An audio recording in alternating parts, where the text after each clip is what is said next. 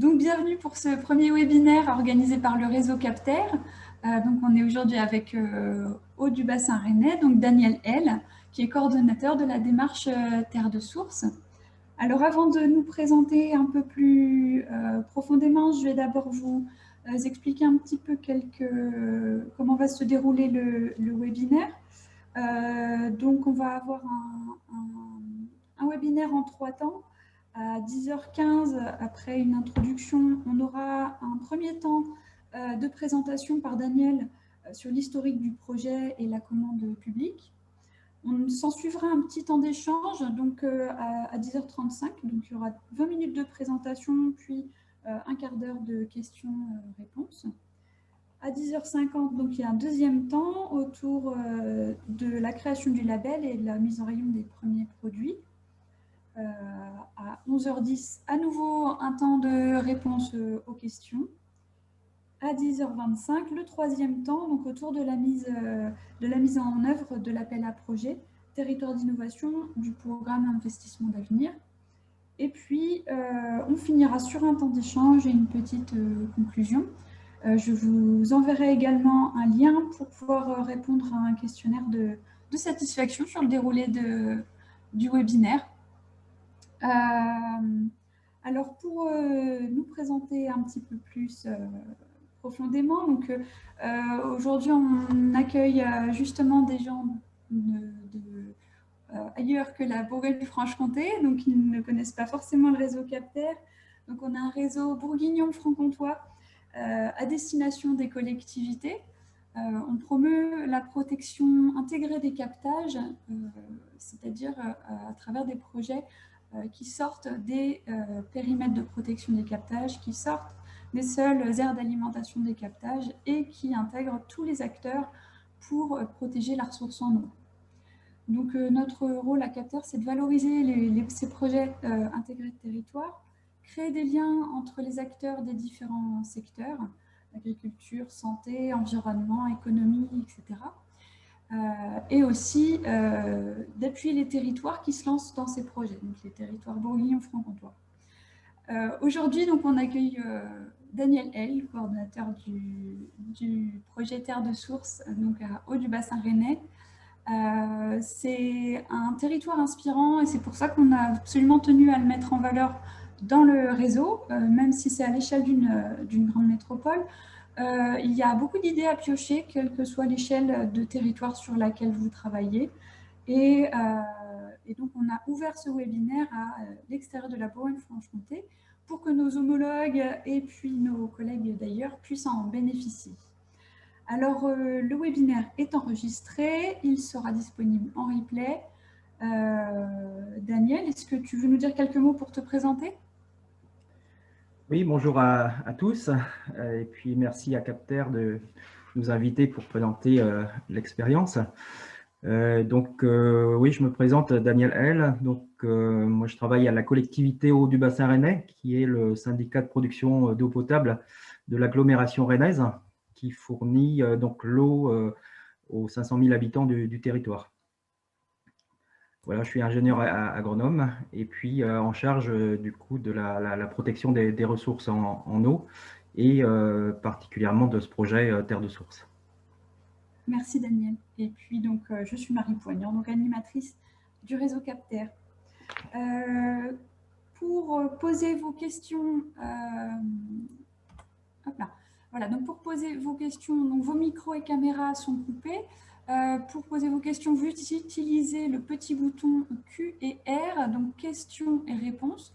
À tout moment de l'intervention, vous pouvez poser vos questions. On prendra le temps de les lire pour y répondre ensuite. Pour vous présenter ou discuter avec les autres participants ou en cas de problème technique, si vous n'avez pas le son, etc., utilisez la messagerie instantanée. Donc, c'est le petit bouton discussion dans votre barre qui s'affiche normalement en haut ou en bas de l'écran.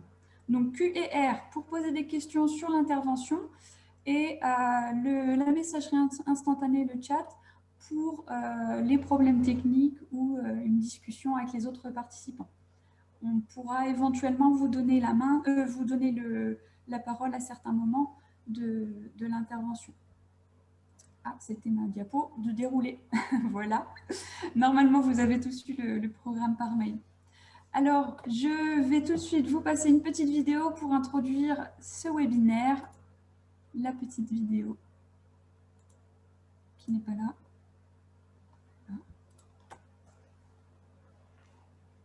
Et là, il faut que je remette le partage d'écran pour l'optimiser pour la vidéo. Hop.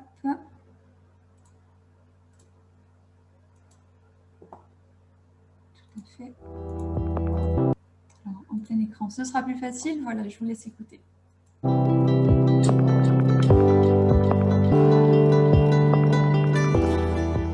La transformation de notre société pour en faire un monde plus écologique et solidaire. Ça vous branche ? Alors bonjour.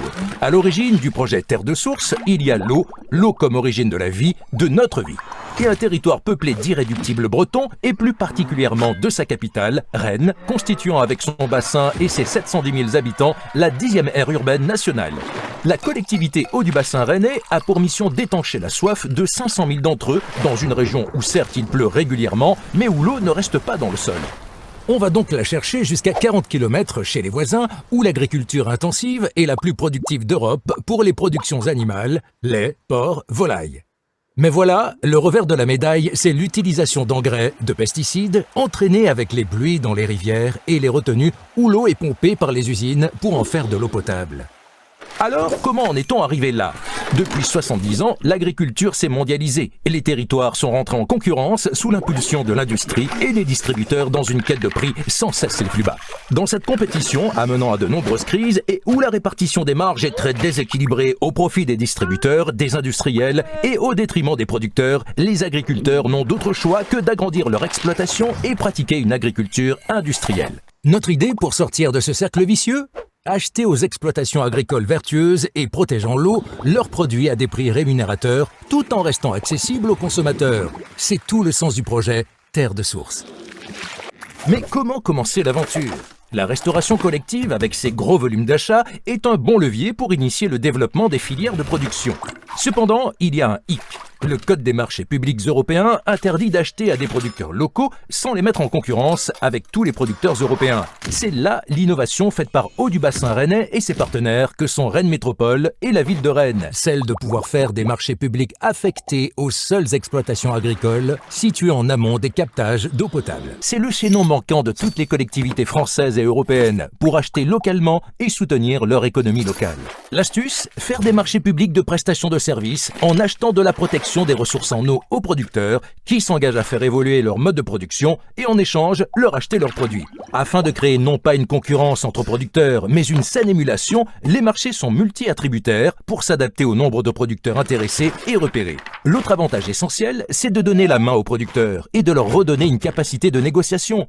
En effet, étant les seuls à pouvoir décider d'utiliser plus ou moins d'engrais ou de pesticides, ce sont eux qui acquièrent le pouvoir de fixer leur prix. Ce concept est déjà à l'œuvre depuis 2015 via un premier marché public pour les cantines des écoles de la ville de Rennes.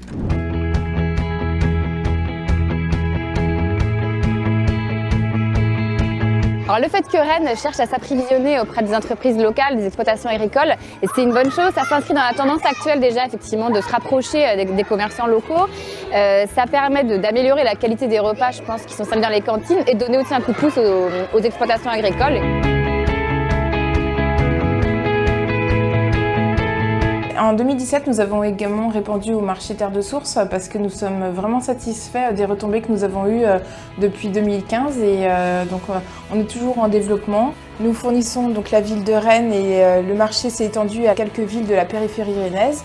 Nous étions intéressés pour fournir également toutes ces collectivités. Pour nous, au niveau de la ferme, c'est rester à échelle humaine, une dimension en fait bio et locale. L'intérêt, c'est de travailler, innover, expérimenter avec les collectivités pour permettre à d'autres producteurs en bio et local de trouver de nouveaux débouchés et l'approvisionnement en fait sur Rennes. En tant que producteur sur le bassin, on essaye depuis des années de faire des pratiques pour améliorer la qualité de l'eau. Et finalement, ces pratiques-là, par le biais de ce marché, étaient reconnues.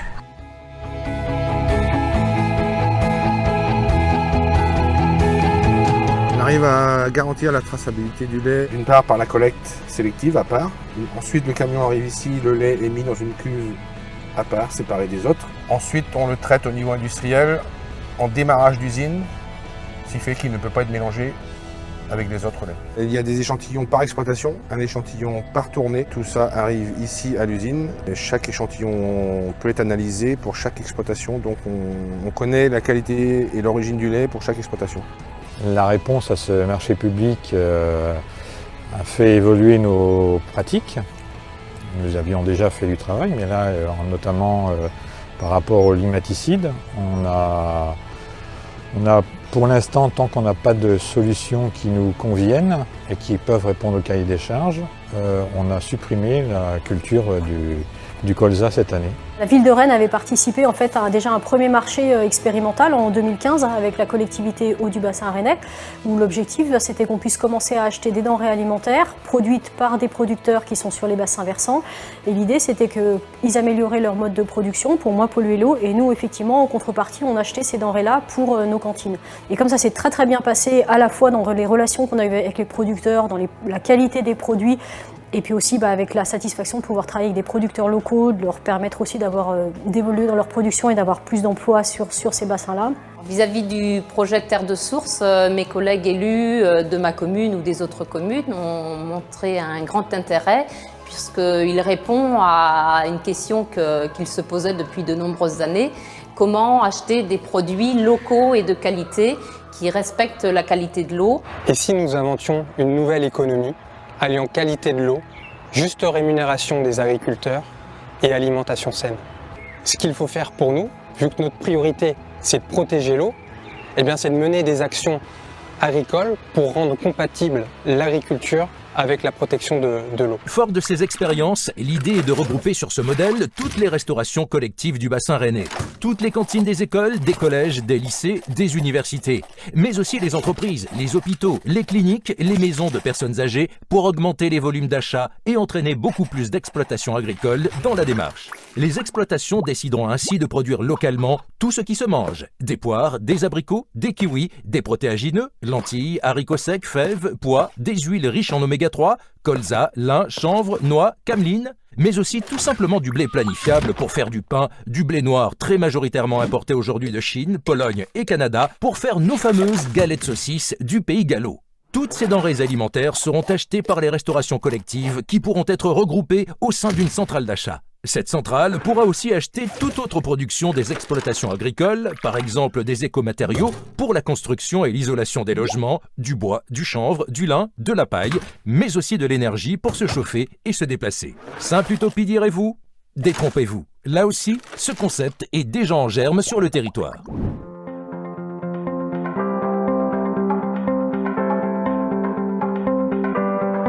L'intérêt d'un marché public comme celui-là, c'est de mettre en avant nos emplois, nos produits. C'est très très important pour nous parce que ça amène du monde local et ça fait connaître nos entreprises, ça fait connaître tous nos produits, c'est très très important.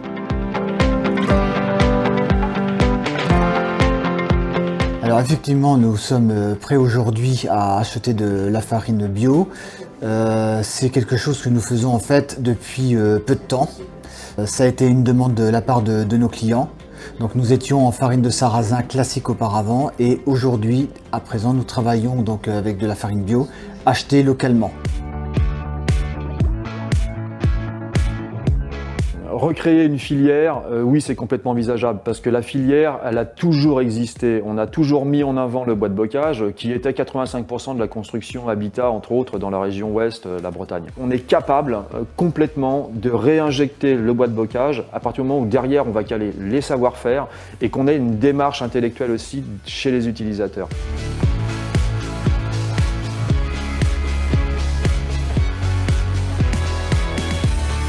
Alors par rapport au territoire et l'usage des différentes possibilités d'utiliser le chanvre, on va le scinder en deux parties. Ce qui va revenir des laines, avec les laines qui se substituent aux laines de roche, laines minérales, et ensuite les bâtiments à base de béton de chanvre. Tous ces produits pourront être achetés par les collectivités et les entreprises du territoire. Mais pour entraîner les 2000 exploitations des bassins versants, les habitants ont un rôle considérable à jouer en tant que consommateurs. C'est l'objet de la marque collective Terre de Source, déposée à l'Institut de la propriété industrielle par Eau du Bassin Rennais pour commercialiser les mêmes produits dans tous les circuits de commercialisation, magasins, marchés, restaurants, drive, e-commerce. Cette marque a pour vocation à être la propriété collective, non seulement des consommateurs, des associations et des collectivités, mais aussi des producteurs, toujours dans le même esprit, redonner la main et du pouvoir de négociation aux producteurs en fixant eux-mêmes leurs prix par rapport à leurs coûts de production.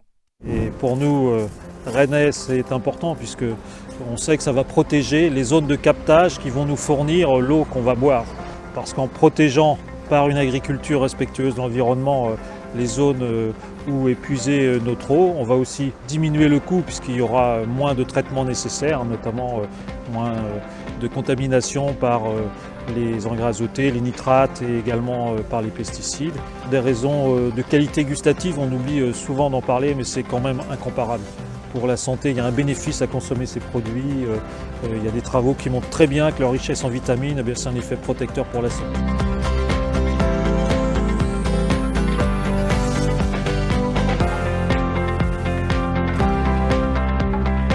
Quel pourrait être le rôle des habitants? Celui de participer à l'évolution des cahiers des charges, à la certification des exploitations agricoles, à la promotion de la marque et aussi de prendre part financièrement aux investissements des entreprises de transformation des filières de production locale.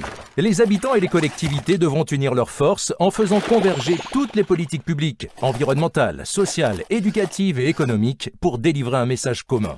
Si Terre de Source devient un succès sur Rennes, il pourrait être diffusé aux autres territoires. D'ailleurs, plusieurs agglomérations se déclarent déjà intéressées. Rien n'est plus puissant qu'une idée dont l'heure est venue, disait Victor Hugo.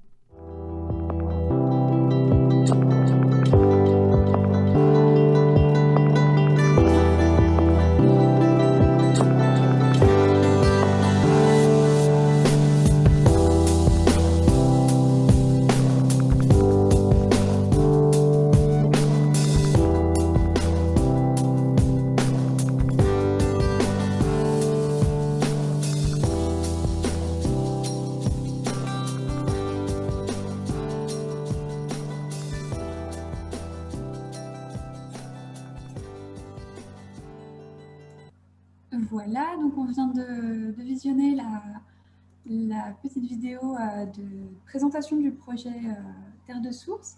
Je vais laisser donc la parole à Daniel pour nous présenter un petit peu plus profondément l'historique de ce projet et puis la commande publique. Je vous laisse partager l'écran et puis... D'accord.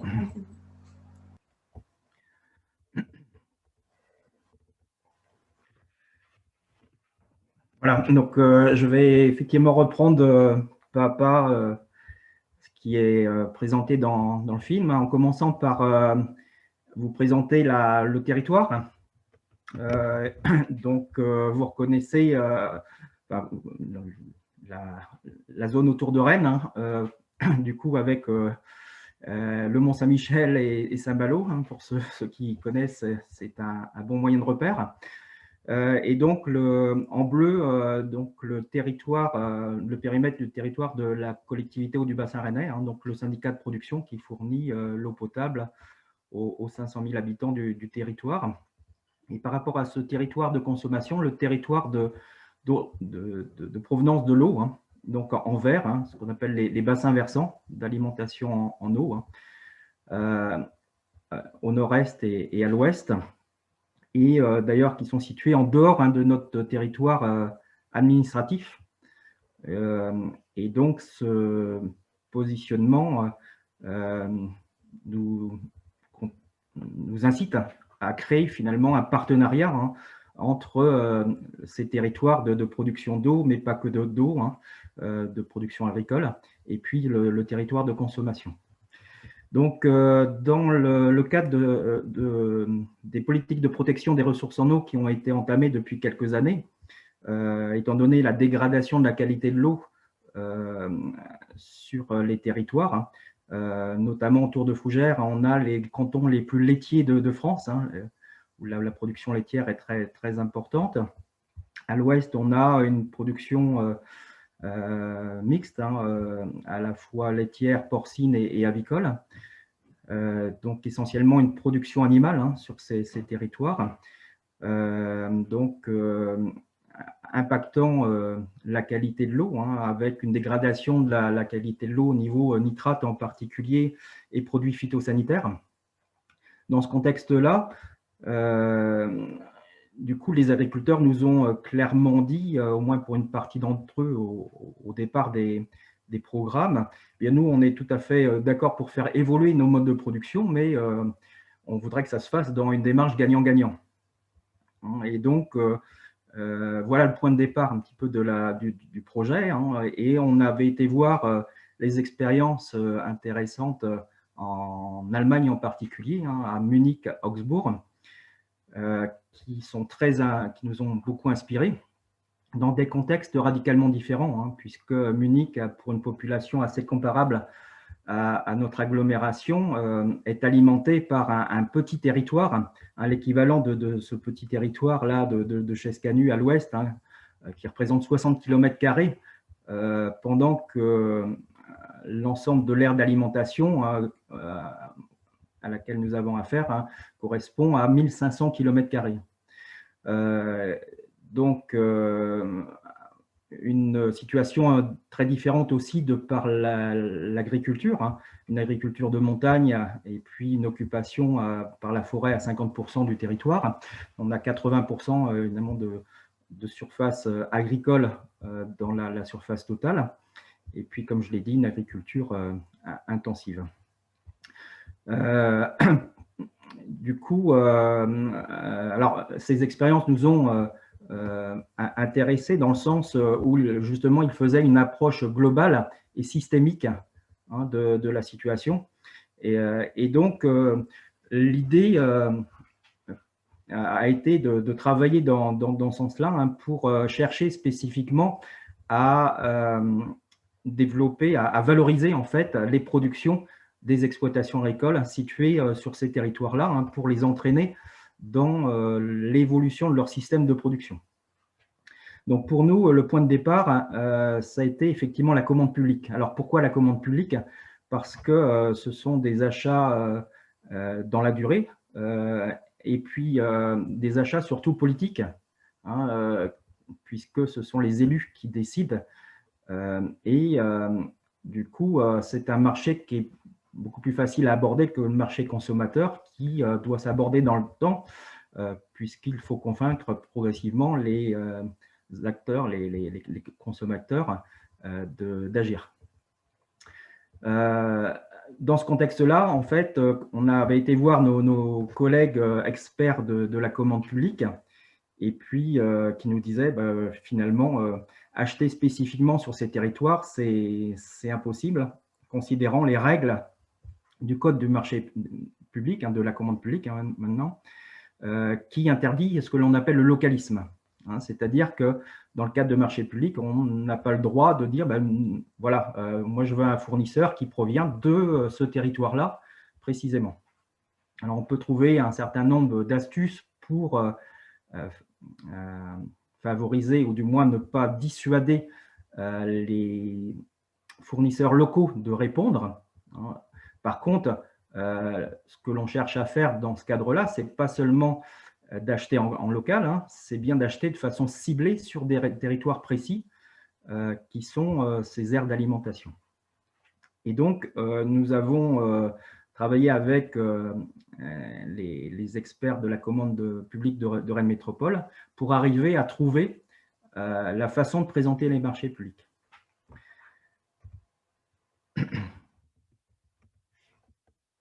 Alors, du coup, comment ça se passe? Du coup, l'astuce, hein, qui est bien décrite dans le film, c'est que ce ne sont pas des marchés de fourniture, mais des marchés de prestation de services. En fait, on achète de la prestation de services, protection des ressources en eau, avec comme support l'achat de denrées alimentaires. C'est-à-dire qu'on va financer l'achat de cette prestation de service en garantissant un débouché aux producteurs qui vont répondre à ce marché public. Et de cette façon, c'est bien les producteurs qui sont situés en amont des captages d'eau potable, donc qui ont une influence sur la qualité de l'eau de ce captage-là, qui sont légitimes et qui peuvent répondre donc à cet appel à prestation de service. Et c'est de cette façon-là que l'on localise en fait ce marché public, puisqu'on a la chance d'avoir un territoire physique, un territoire géographique qui permet de délimiter. Soit on est du bon côté de la crête, du coup on a une influence sur le captage d'eau, ou soit on est de l'autre côté de la crête et on n'a pas d'influence sur la qualité de l'eau de ce captage. Donc on a mis on a concrétisé en fait ce concept-là en 2015 avec la ville de Rennes, une première démarche, et puis en 2017 avec 15 acheteurs, donc 14 communes en plus de la ville de Rennes. Et puis nous sommes en train de préparer un troisième marché public pour regrouper une quarantaine de communes, et donc pour le lancer dans le courant de l'année 2021. Alors je le dis au passage, quand on a concrétisé ce concept, évidemment on a franchi une étape, puisque que ce soit nos élus ou les différents partenaires avec lesquels nous travaillons, eh bien c'est là qu'ils ont vu concrètement le projet se développer. Au départ, ils nous disaient, voilà, cette idée, ce concept, c'est intéressant, mais on n'est pas sûr que, déjà, les producteurs vont répondre à ce marché, que les cuisiniers vont acheter, que ça va les satisfaire, que voilà, qu'il y aura des problèmes de logistique, etc. Donc, la ville de Rennes, donc 10 000 repas jour. Donc, on a réalisé au départ un premier marché expérimental, donc avec 3 producteurs, 2 producteurs en porc, 1 producteur en lait, en production de yaourt.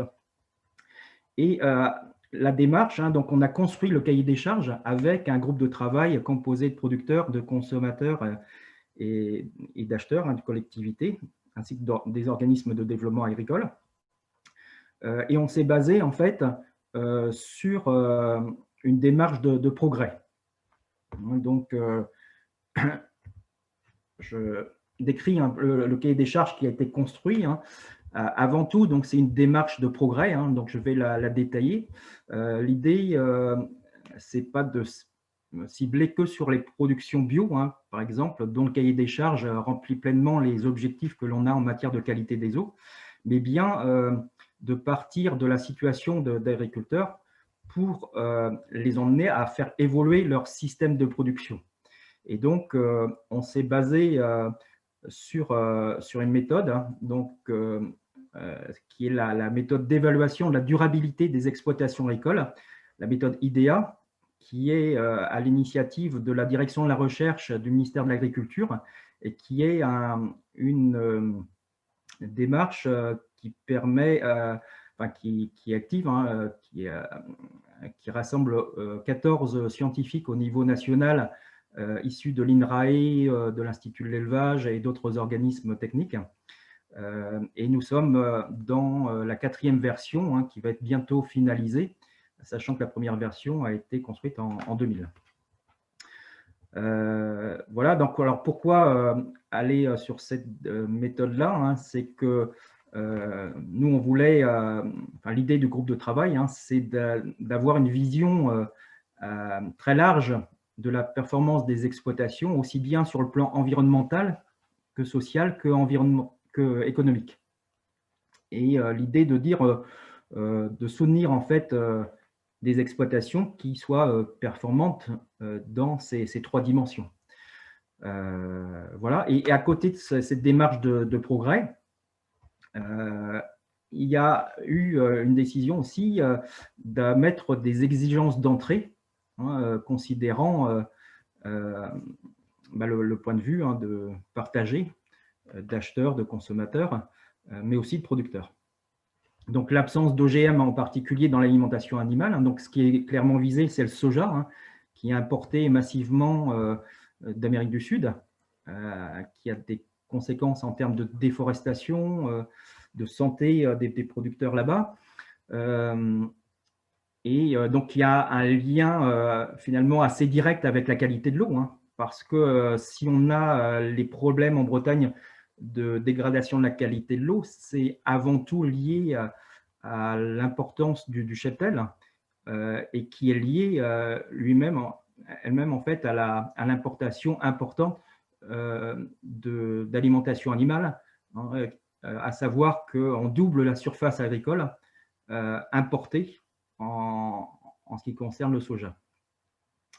L'absence de produits phyto tueurs de pollinisateurs, hein, qu'on avait mis un petit peu de côté, mais qu'on réactive aujourd'hui, considérant l'évolution réglementaire et le retour un petit peu sur certaines décisions réglementaires prises récemment. L'absence de phyto retrouvée le plus dans l'eau, hein, et ces produits phytosanitaires qui nous causent des problèmes en matière de traitement des eaux, parce que ce sont des petites molécules qui passent à travers les filtres des filières de traitement. Donc, 2 désherbants maïs, un anti-limace. Il y aura d'autres produits dans l'avenir, notamment un désherbant colza qui nous cause problème. Absence d'antibiotiques en préventif et puis l'huile de palme. Donc, voilà la démarche. Alors, comment ça se passe au niveau des exploitations agricoles? Eh bien, les exploitants réalisent un diagnostic de leur exploitation, hein, avec cette méthode IDEA, et forment un projet de progrès à 4 ans, hein, donc la durée du marché public, qui va les emmener à faire évoluer le score, et en particulier le score d'indicateurs cibles qui sont très en lien avec la qualité de l'eau et qui correspondent aux enjeux du territoire qu'ont fixé donc les partenaires. Et puis, au cours de ce programme, ils sont accompagnés pour mettre en œuvre leur projet. Et puis, du coup, on fait un point annuel d'étapes, hein, pour analyser les difficultés de mise en œuvre de leur projet, jusqu'à réaliser une actualisation de ce diagnostic, donc en fin de marché, pour tirer des bilans. Voilà, du coup, sur cette première séquence, et puis je vous écoute pour les questions. Merci Daniel. Si vous avez des questions, donc vous pouvez utiliser le bouton Q et R qui se trouve en bas de votre écran. Donc vous pouvez poser votre question et on y répondra. Donc elle ne va pas s'afficher tout de suite. En attendant, moi j'ai une petite question, Daniel. C'est pour trouver. Est-ce qu'au niveau de tous les périmètres d'alimentation, tous les périmètres de protection de captage et d'alimentation du captage, est-ce que vous arrivez à trouver tous les produits dont vous avez besoin en restauration collective? Ou est-ce qu'il faut aussi que vous complétiez avec d'autres produits? Alors, on a la chance d'avoir sur le territoire une production assez diverse malgré tout, même si les productions animales sont très, très dominantes. Pour autant, on va arriver à avoir quand même d'autres productions, donc en légumes en particulier, hein, même si quand on regarde, quand on fait le rapport entre les besoins et puis les productions actuelles, il y a un déséquilibre. Donc, et c'est tout l'enjeu de notre projet de développement des filières de production, hein, dont je vais parler plus amplement tout à l'heure. Ça va être justement de mettre plus en adéquation la production et puis les besoins sur le territoire. Et donc, en particulier pour développer les productions de blé noir, comme le dit le film, hein. Du coup, on importe beaucoup, mais aussi du blé planifial, mais aussi des huiles, mais aussi des légumes de plein champ en particulier, hein, pommes de terre, carottes, etc. Et même si les zones légumières sont pas très loin aussi. Et le tout, et les fruits et légumes, enfin les fruits, pardon, hein, où on est très, très déficitaire. Donc là, alors l'idée, c'est pas de chercher à être en autarcie. L'idée, c'est de diversifier les productions. Alors, pourquoi diversifier aussi les productions? C'est aussi pour allonger les rotations, parce qu'on a des rotations simplifiées, considérant la spécialité du territoire en matière de production animale. Et donc, derrière, un impact sur la qualité de l'eau, puisque qui dit rotation courte, dit utilisation plus importante de produits phyto, de façon à continuer la production. D'accord, merci. Alors, il y a une question de Margot Lenioul. Comment les agriculteurs sont-ils contactés pour aborder le projet et comment sont-ils suivis sur le terrain? Avez-vous une équipe de conseillers de terrain? Oui. Alors, du coup, les agriculteurs, alors, dans le premier marché public, l'objectif, ça a été de démontrer que ça pouvait fonctionner. Et donc, au départ, on s'était adressé aux filières de production. Du coup, comme par exemple Bretagne Viande Bio ou d'autres organisations. Et donc, clairement, ces organisations nous ont dit, voilà, votre démarche, elle est intéressante, mais elle est compliquée parce qu'elle nous contraint, et ça, vous l'avez compris, à assurer une traçabilité des produits, parce qu'il faut bien que les produits soient bien issus des exploitations agricoles concernées.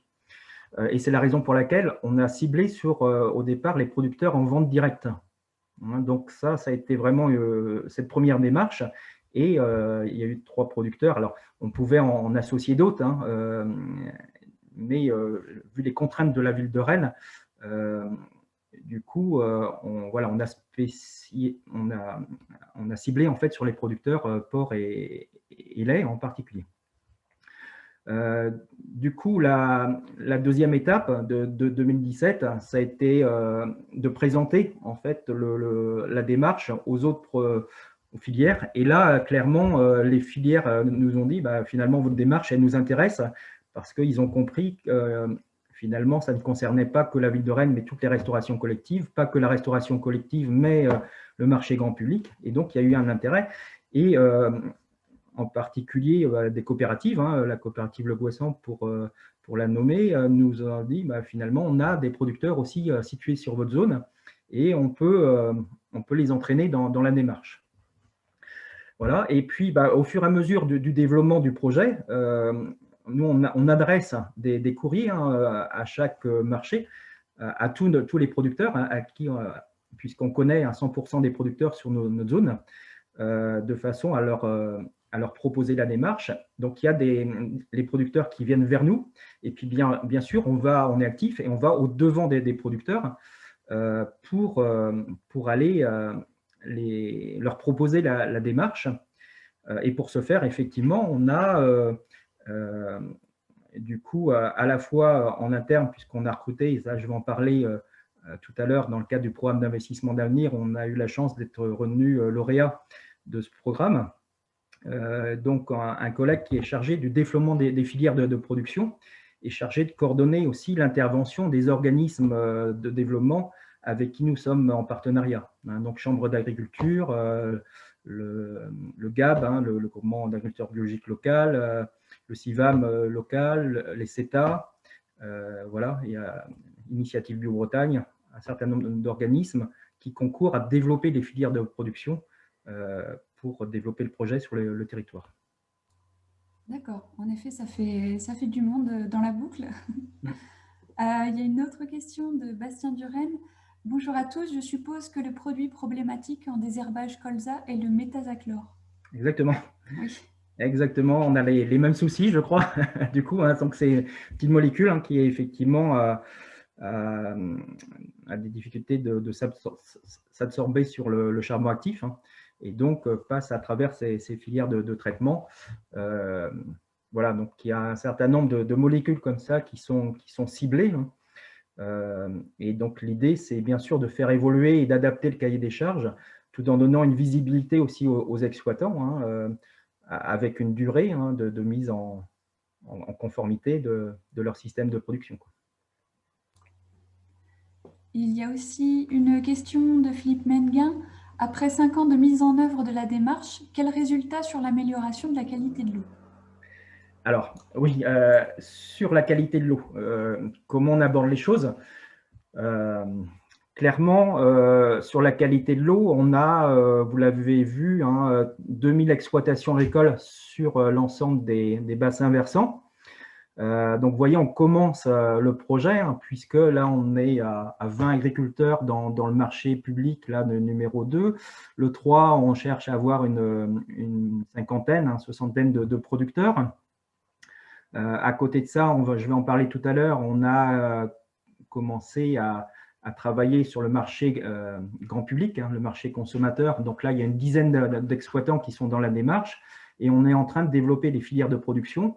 Donc, les noirs, je disais tout à l'heure, les légumineuses, la viande bovine. Et donc là, on a une vingtaine de producteurs qui sont dans cette démarche-là pour le moment. Donc, vous voyez qu'on commence vraiment cette démarche-là à la déployer sur le terrain. Et donc, évidemment, par rapport à la qualité de l'eau, il n'y aura pas un impact déjà par le nombre et cette proportion d'exploitants et de surfaces agricoles utiles concernées. Deuxième chose, c'est qu'il faut avoir en tête, bien évidemment, l'inertie du milieu. Hein. Donc, même si on atteint une amélioration, si on concerne un nombre important d'exploitations, il y a l'inertie du milieu qui va faire que, du coup, il y aura un effet retard. Nous, on estime cette inertie, selon les territoires en Bretagne, entre 5 et 10 ans. Hein, donc, et ça, on est capable de le montrer, et on l'a montré parce qu'on a une amélioration significative de la qualité de l'eau sur tous les territoires, hein, d'ailleurs, et sur un territoire en particulier, c'est clairement 5 ans. Hein. Donc, en 5 ans, on a une amélioration nette. Donc, on est capable d'avoir, et on a la chance en Bretagne d'avoir des eaux superficielles, même si on est dans l'œil du cyclone au niveau de la qualité de l'eau, les actions d'amélioration peuvent conférer une amélioration assez proche, finalement, dans des délais assez proches en ce qui concerne la qualité de l'eau. L'objectif aussi, j'imagine, c'est de pérenniser aussi ces actions pour qu'elles puissent durer dans le temps. Voilà. Alors, cette démarche, en fait, elle se veut finalement complémentaire d'autres actions que l'on mène. Hein. Il ne faut pas voir que cette démarche, elle est unique et en substitution des autres démarches. Elle vient en pleine complémentarité avec toutes les actions classiques, hein, qu'on peut imaginer, bien sûr, en termes de conseils, de démonstrations, de contrats. Et là aussi, on pourra en parler tout à l'heure, hein, de ce qu'on appelle maintenant les paiements de services environnementaux et dans la suite des mesures environnementales, bien entendu, quoi. Donc, c'est une démarche complémentaire. Et le point de départ, c'est le constat. Hein. C'est le constat de dire que tous les difficultés que l'on rencontre ont une origine systémique. Hein, et de dire que si on travaille sur la qualité de l'eau, eh bien, en fait, effectivement, c'est un point. Par contre, si on parle alimentation et santé publique, l'alimentation trouve, les problèmes que l'on connaît trouvent aussi leur origine dans cette origine systémique, hein, finalement, du rôle de l'agroalimentaire, hein, qui impacte à la fois la santé humaine, à la fois l'environnement et le social, hein, des territoires. Donc, du coup, c'est partir de ce constat-là en disant, si on fait des actions classiques d'accompagnement, de conseil auprès des agriculteurs, c'est pas suffisant. Hein, et donc, il faut concrètement que les territoires s'imprègnent et s'approprient ce constat-là d'origine systémique pour y travailler et avoir une approche vraiment globale, à savoir un enjeu de santé publique, un enjeu de développement économique, un enjeu social pour les populations pour l'accès à l'alimentation, mais aussi du côté des producteurs pour la production. Et puis un enjeu en termes globalement d'environnement, de biodiversité, de réduction des gaz à effet de serre. Merci. Je vois que Delphine Andrieux souhaite prendre la parole, donc on va lui permettre d'activer son micro pour qu'elle puisse s'exprimer. Et puis ensuite, après avoir répondu à ces interrogations, on passera au deuxième temps. Alors, hop, voilà, normalement, non, c'est... Oui, normalement, Delphine, non, c'est pas ça, je me suis trompée de personne. Alors, attendez. Alors, bon. Ah oui, alors j'ai nommé Stéphane, c'était pas ça. Je vais y arriver. Alors, Delphine Andrieux, je l'avais sous les yeux il y a 2 minutes. Hop, voilà, allez, allez-y Delphine. Oui, bonjour, excusez-moi. Juste une petite question par rapport à la qualité de l'eau. Vous avez été amené à mettre en place des unités de filtration de votre eau potable?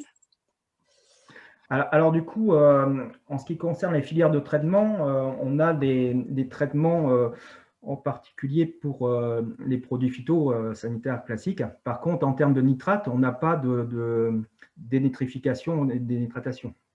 Donc ça, c'est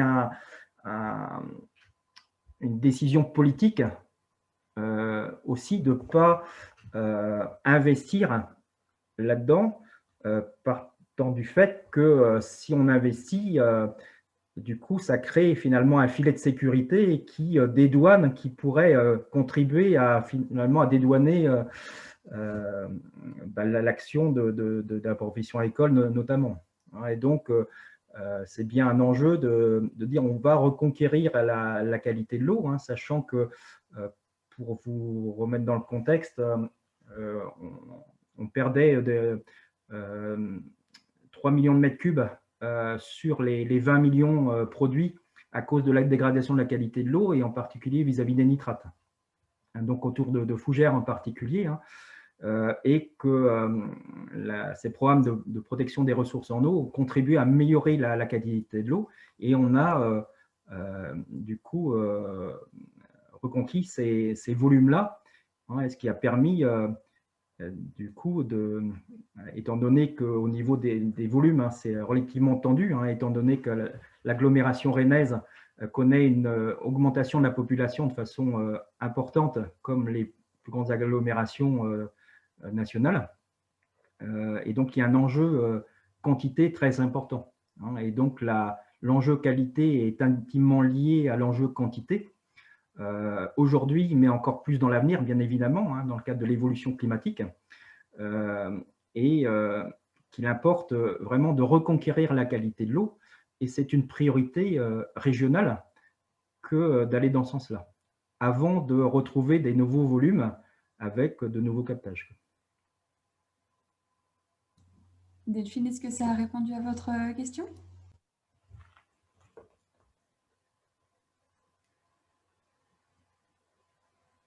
Oui, merci beaucoup. Super. Alors, il y a d'autres questions qui se sont affichées. On prendra le temps d'y répondre après la deuxième séquence. Je vais laisser Daniel nous présenter la suite, mais ne vous inquiétez pas, on répondra à toutes les questions qui sont posées. Daniel, je vous laisse passer au deuxième temps. Très bien. Alors, du coup, le deuxième temps va concerner la deuxième jambe du projet, sachant que la première jambe, c'est la commande publique. La deuxième, c'est justement le marché grand public.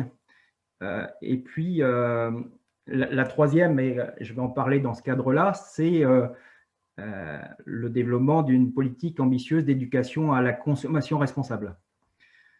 Donc, pour ce qui est du marché consommateur, comment on l'aborde, comment on l'a abordé, eh bien, l'idée, c'est la création d'un label destiné en fait à repérer les produits issus de ces exploitations labellisées, exploitation dans cette démarche-là de progrès auprès des consommateurs du territoire et via l'ensemble des circuits de commercialisation.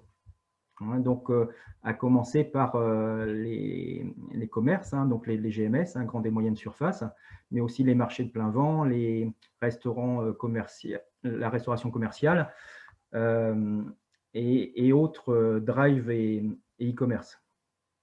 Donc, on a, alors, on parle d'une marque labellisante, mais en fait, aujourd'hui, on parle d'un label pour clarifier les choses, c'est-à-dire que c'est bien un label qui ne vient pas se substituer aux marques existantes, mais qui vient se surajouter, qui vient qualifier en fait les produits qui peuvent avoir des marques sur le territoire. Et donc, pour entraîner tous les acteurs du territoire dans cette démarche-là. Donc, on a réalisé voilà, les études marketing nécessaires et puis les études consommateurs pour aller dans ce sens-là. Et puis avec, bien sûr, donc la création d'un logo et puis de publicité sur les lieux de vente, etc. Donc, alors, les valeurs du label sont celles-ci. Donc déjà, c'est de promettre le progrès des systèmes de production, donc d'avoir une garantie par rapport à l'évolution des systèmes de production, notamment par rapport à la qualité de l'eau. Mais vous l'avez compris que si le projet il part de la qualité de l'eau, eh bien, l'impact ne va pas se faire sentir que sur la qualité de l'eau, mais globalement aussi sur la réduction des gaz à effet de serre, l'augmentation de la biodiversité, etc. Garantir le paiement, que les agriculteurs sont justement rémunérés et notamment qu'ils sont payés des services environnementaux qu'ils réalisent. Il y a l'enjeu d'accessibilité des produits locaux aussi aux consommateurs, donc ça c'est dans la démarche. Et puis c'est une démarche partenariale, donc c'est une démarche vraiment entre des producteurs, des consommateurs et des collectivités. Et là je vais en parler tout à l'heure, avec l'idée de créer une SIC, une société coopérative d'intérêt collectif, qui va rassembler tous les maillons des filières avec l'établissement de 6 collèges, donc producteurs, consommateurs, collectivités, transformateurs, financeurs et salariés. Et puis la garantie de produits tracés, donc d'avoir une traçabilité géographique d'origine des produits, pour bien montrer que les produits proviennent bien des exploitations concernées. Alors, en revenant sur le schéma, donc le maître mot de cette démarche-là, c'est la pédagogie. C'est vraiment la pédagogie où l'idée, c'est vraiment, de rendre acteurs les gens autour de ce projet. L'idée, c'est que tous les acteurs du territoire s'approprient cette démarche-là. Et on est dans cette phase-là, puisque le projet fait partie des 8 projets stratégiques de la mandature, par exemple, de l'agglomération rennaise, à la fois de la ville de Rennes et de sa maire, et qui est elle-même présidente de Rennes Métropole. Donc, c'est un projet stratégique et en même temps qui est porté par les EPCI partenaires, que sont Fougères Agglomération, Dinan Agglomération, les EPCI du pays de Brocéliande. Et comme je vous le disais tout à l'heure, avec une démarche de partenariat entre les territoires pour avoir un développement économique entre ces territoires. Voilà ce que je peux dire par rapport à ça. Et puis, donc, on est en train de déployer, comme du côté des marchés publics, la démarche. On a mis en rayon les premiers produits en rayon l'année dernière. Et donc là, on va déployer plus amplement la démarche après ce test de commercialisation dans les grandes surfaces du territoire. Merci. Alors, on a une question de Joseph Dando qui a été posée tout à l'heure. Donc, qui est à l'initiative du projet? Alors, l'initiative du projet, du coup, c'est la collectivité Haut-du-Bassin rennais en lien avec les producteurs situés sur les aires de captage. Donc, dans le contexte de mise en place des programmes de protection des ressources en eau. Donc, on est parti vraiment d'une demande des besoins d'agriculteurs. Et puis, on a construit tout ce schéma-là avec l'ensemble des partenaires. Donc, la locomotive de la démarche, c'est bien le syndicat d'eau. Et aujourd'hui, cette démarche, elle est déployée avec le concours de beaucoup de partenaires, et à commencer par les EPCI dont je parlais tout à l'heure, les producteurs, on va le détailler tout à l'heure, et les groupements de producteurs, mais aussi les consommateurs et les représentants de consommateurs. Voilà, donc cette locomotive-là, que constitue le syndicat d'eau, en fait, le syndicat est légitime pour agir dans ce sens-là. Cette légitimité, elle s'appuie sur un certain nombre de points.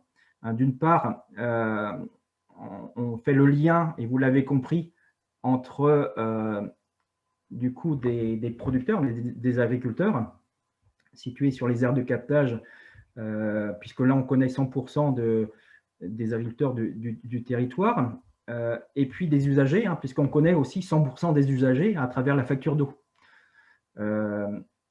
On est légitime puisque nos membres, ce sont les EPCI, donc les membres du syndicat, c'est un syndicat mixte dont Rennes Métropole est membre, mais aussi les EPCI voisins.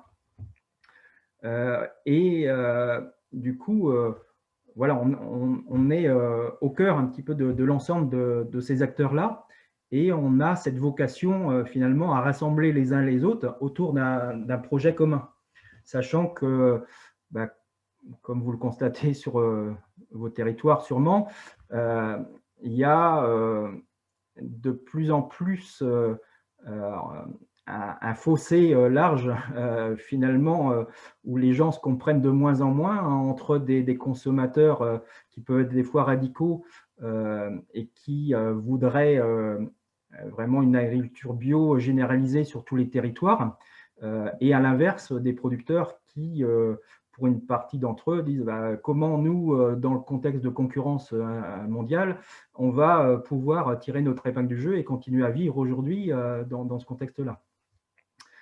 Et donc, autour des produits phytosanitaires, il y a une radicalisation des discours, des propos. Et là, le rôle des collectivités, ou plus globalement de l'action publique, qui intègre aussi les associations, il y a un rôle très important à jouer dans ce contexte-là pour pacifier les choses et bien évidemment pour avancer, pour faire avancer et les uns les autres vers la transition, vers l'agroécologie. Et ça doit se concrétiser et s'accentuer au niveau efficacité. Alors, il y a une autre question de Joseph. Y a-t-il eu des acteurs du territoire qui ont essayé de faire obstacle à ce projet? Alors, faire obstacle, ou du moins ne pas forcément contribuer à le faire avancer, bien évidemment. Bien évidemment, l'idée, c'est de s'appuyer sur les forces vives et les leaders qui peuvent être d'ailleurs dans chacune des structures, qui croient à cette démarche-là, à cette démarche de territoire, et qui voient dans cette démarche du sens. C'est là-dessus, et donc progressivement, ce groupe-là, l'idée, c'est de bien sûr l'étoffer.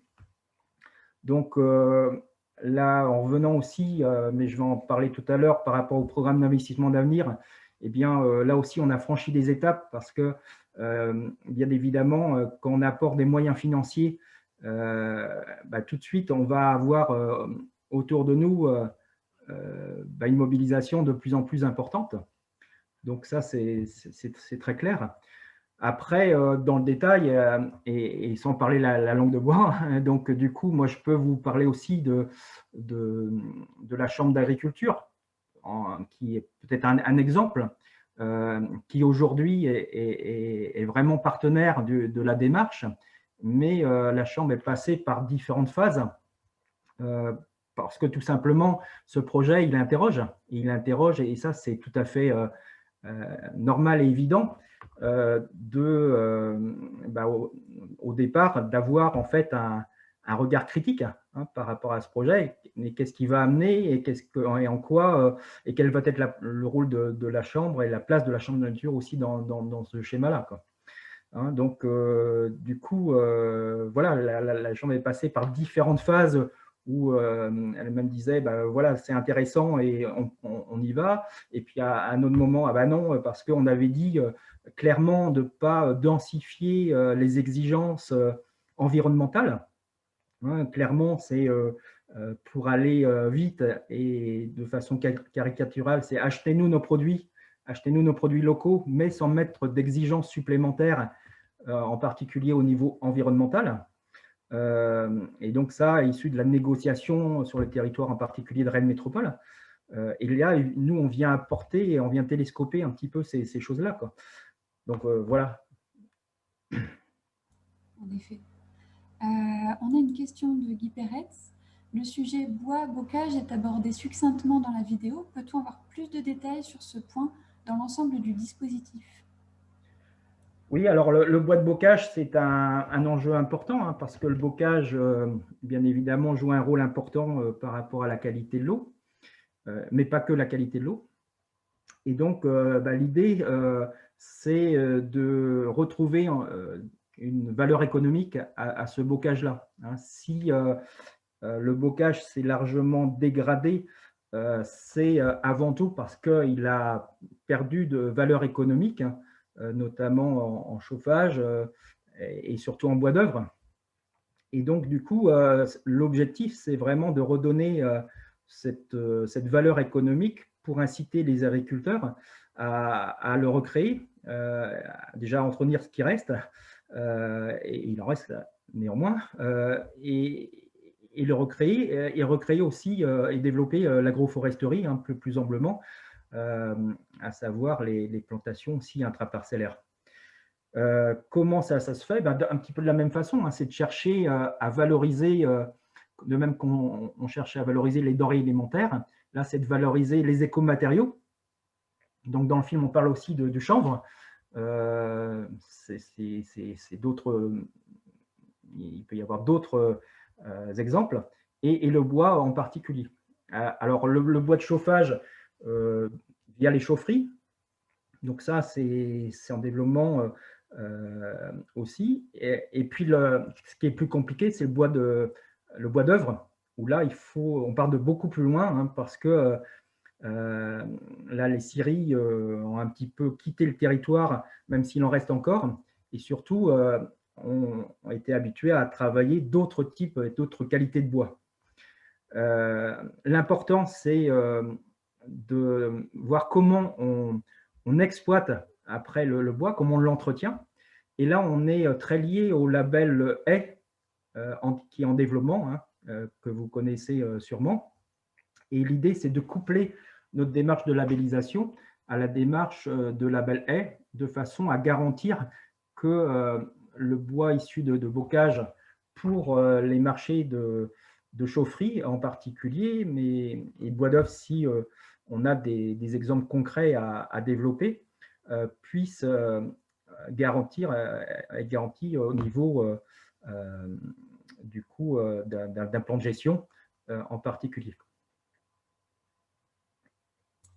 Et justement, ce label Haie, je sais que pour certains appels à projets des agences de l'eau, il est demandé pour obtenir les paiements pour services environnementaux. Est-ce que c'est le cas chez vous et comment ça va se passer pour mettre mettre ça en complémentarité, justement? Oui, alors du coup, c'est aussi le cas chez nous, hein. Donc, l'Agence de l'eau exige du côté de l'EPSE concernant le bocage d'intégrer ce label haie. Donc là, on fait réaliser justement les plans de gestion dans les exploitations concernées en ce moment-là. Et du coup, comment on couple les deux? Eh bien, ça ne va pas être une exigence, sans doute, de demander à toutes les exploitations labellisées terre de source d'intégrer le label haie, mais par contre, dans l'objectif de développer les filières de valorisation, à ce moment-là, ça va être une exigence. Hein, c'est-à-dire que concrètement, sur Rennes, par exemple, il y a des chaufferies qui intègrent du bois de bocage dans leur marché public. Eh bien, on va intégrer cette exigence du label haie dans ce marché public d'achat de fourniture. D'accord. Et je voulais revenir, tout à l'heure, vous parliez de la création d'une SIC. Est-ce que vous pourriez nous expliquer un petit peu comment vous en êtes arrivé à mettre en place cette SIC et le fonctionnement envisagé? Alors, du coup, on est en train justement d'y travailler là dans le concret. Hein. Donc, on avait déjà travaillé l'année dernière pour le dépôt de dossier, d'ailleurs, de l'appel à projet. Du coup, en ce qui concerne les statuts, le modèle économique. En fait, l'idée de la SIC, c'est comme je l'ai dit tout à l'heure, de rassembler les différents maillons et de gérer ce label. Donc, la SIC devra rendre un certain nombre de services aux producteurs et aux filières. Hein, donc, les services, c'est un service de labellisation. Donc, s'assurer que les exploitations en particulier, mais aussi les transformateurs, sont dans cette démarche de progrès et visés par le label. Deuxièmement, c'est de commercialiser les produits, hein, donc c'est-à-dire les producteurs qui sont en vente directe, mais aussi les filières. Ça pourrait être en fait un service pour répondre au marché public. Hein, donc c'est une organisation collective de réponse aux appels d'offres. Et donc ça, c'est une demande des producteurs, mais c'est une demande des filières aussi, hein, qui n'ont pas l'habitude de répondre classiquement au marché public. Et puis, troisième vocation, c'est aussi de développer les filières de production. Donc, je m'explique, c'est quand, là, on est en train de développer, par exemple, les filières blé noir, hein, dont je parlais tout à l'heure, eh bien, on va avoir des premiers hectares qui vont être semés, récoltés.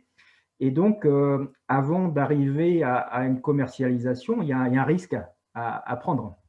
Ce risque-là, il ne faut pas que ce soit les producteurs ou même les filières qui l'assument. Et ça peut être cette SIC qui, dans le cadre d'une démarche d'achat-revente, va assurer la prise en charge de ce risque-là. Donc, voilà. Et puis, au niveau modèle économique, hein, c'est du coup le droit d'usage aussi de ce label-là par les filières, hein, qui vont pouvoir elles-mêmes commercialiser leurs produits sous le label et qui vont pouvoir… et donc, il y aura une contribution assez classique de droit d'usage de label. D'accord. Il y a un point sur lequel j'aimerais qu'on discute aussi, c'est le diagnostic du territoire. Pour toute cette démarche, vous avez dû identifier les productions locales qui étaient déjà en place. Vous avez déjà dû identifier qui pourrait répondre à la demande, etc. Comment ça s'est passé? Vous avez été accompagné pour tout ça?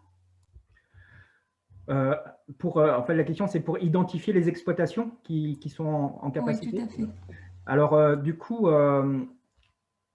nous, on travaille dans le cadre des opérations de protection des ressources en eau avec déjà l'ensemble des partenaires, hein, des organismes de développement que j'ai cités tout à l'heure. Et donc, du coup, on a une connaissance, et les uns et les autres, assez fine, hein, du territoire, quoi. Et donc, du coup, pour identifier les exploitations, on a, voilà, on est en capacité de cibler.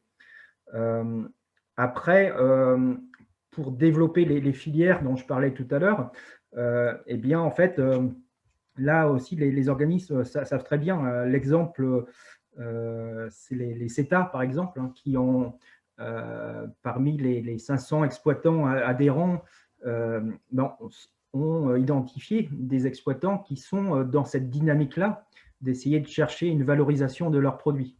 Hein, leur credo, c'est de dire, ben, nous, on a fait déjà évoluer nos systèmes de production, hein, puisque voilà, on est, nous, dans des démarches de groupe qui permettent d'améliorer la performance technique et financière et économique des exploitations. Donc, on serré les boulons un petit peu partout, on a diminué nos charges et donc on a diminué les intrants. Donc, voilà, on est dans des dynamiques intéressantes et nous, on estime que notre système de production, il est pertinent par rapport à l'eau notamment, mais sans trouver en fait une valorisation économique parce qu'ils ne veulent pas aller jusqu'en bio ou voilà. Et donc, du coup, leur dynamique rencontre la nôtre. Et là, on a plein d'énergie, hein, sur les territoires et c'est une satisfaction de voir que quand on présente le projet, ça rencontre évidemment ça rencontre le souhait et plein d'initiatives de producteurs, mais aussi de transformateurs. Quand on va voir des meuniers, c'est la même chose. Ils disent, ah, mais voilà votre projet, mais il y a longtemps qu'on y a pensé. Et donc, cette démarche-là de territoire, voilà, on va s'y inscrire et on va s'y atteler, quoi. Et donc, il y a un enthousiasme voilà, qui est chouette à voir, quoi, hein, et en fait, il y a, en fait, l'idée que nous, c'est de coordonner, hein, de mettre en lien les uns les autres, de façon à ce que voilà, la mayonnaise puisse prendre et puis vraiment arriver à des projets très concrets, quoi. Alors, je vais peut-être en parler tout à l'heure sur les filières de production, hein. C'est que nous, notre démarche, c'est vraiment de mettre les producteurs au centre, hein. C'est vraiment, et ça correspond vraiment à ce que souhaitent les producteurs, hein. C'est d'être acteurs de la commercialisation de leurs produits. Hein, jusqu'à présent, hein, enfin, voilà, il y a plein de verbatim qu'on pourrait citer, mais voilà, c'est un petit peu leur souhait aujourd'hui, hein. Ils résument ça de la façon suivante, hein, ils disent, en fait, nous, on travaille avec des coopératives. Jusqu'à présent, les coopératives nous ont dit, en fait, bah, produisez et on s'occupe de tout. Et donc, aujourd'hui, ils disent, bah, non, justement, on ne veut pas que vous vous occupiez de tout, on veut être, nous, acteurs de la commercialisation de nos produits. Et donc, comment on développe les filières, c'est vraiment systématiquement de mettre les producteurs au centre et qu'ils viennent eux-mêmes négocier avec un meunier, un organisme stockeur, un meunier, et puis un producteur de galettes, et donc de choisir en fait aussi leurs partenaires parmi les entreprises du territoire, hein, de façon à assurer une confiance, une démarche de confiance et la développer, quoi. Ça permet vraiment aux producteurs de retrouver du pouvoir, le pouvoir qu'ils n'avaient plus forcément dans certaines filières. Ouais, voilà, ça redonne du sens. Ouais. Voilà. Alors après, on est conscient, le chemin est long, hein, en fait, hein, et maintenant, il a du sens et du coup, voilà, il y a de belles énergies à rassembler, quoi. Eh bien, je vais vous laisser passer au troisième temps. On a un petit peu d'avance, donc on pourra prendre vraiment du temps pour toutes les questions à la fin. Donc, je vous laisse passer au troisième temps pour nous présenter un petit peu la mise en place de l'appel à projet Territoire d'innovation du programme Investissement d'avenir. Et puis voilà, n'hésitez pas à poser vos questions en cliquant sur le bouton Q et R ou à lever la main si vous souhaitez apporter vos propres éléments à la conversation, n'hésitez pas. Voilà. D'accord. Du coup, je vais passer à ce programme d'investissement d'avenir. Alors, comme je l'ai dit tout à l'heure, on a eu la chance d'être lauréat, donc depuis un an, par du coup, le programme d'investissement d'avenir et l'appel à projet Territoire d'innovation, qui rassemble 24 lauréats au niveau national sur des thématiques différentes, sur des thématiques liées à la transition. Pour nous, la transition agroécologique, mais c'est aussi les enjeux de santé, les enjeux de mobilité, les enjeux du numérique et autres, donc pour développer des activités économiques d'avenir. Et donc, d'ailleurs, Dijon fait partie des lauréats, et donc avec lesquels nous travaillons, en particulier sur le domaine de l'agroécologie. Donc, la démarche que l'on a inscrite dans le cadre du projet, c'est de déployer le projet sur le territoire et avec plusieurs axes de travail. Donc, d'une part, en bleu, donc, toute la partie développement de l'offre, en vert, le développement de la demande, et en jaune, là, le lien entre les deux, offre et demande, le développement de la logistique et de la cycle dont je parlais tout à l'heure. Donc, sur la partie offre, eh bien, c'est le développement des filières de commercialisation. Donc là, j'ai commencé à en parler. Du coup, alors cet appel à projet, je le décris aussi, c'est un appel à projet qui vise à apporter des moyens financiers importants et de deux types. Donc, on a à la fois des subventions classiques pour soutenir des partenaires qui ont le projet en lien avec le terre de source, donc sur le territoire, donc pour concourir au développement du projet sur le territoire. Et le deuxième, qui est très particulier à cet appel à projet, c'est le soutien à l'investissement, non pas avec des aides, des subventions pour financer l'investissement, mais des prises de participation dans des sociétés à créer ou créer pour, en termes de capital, donc en fonds propres ou quasi-fonds propres.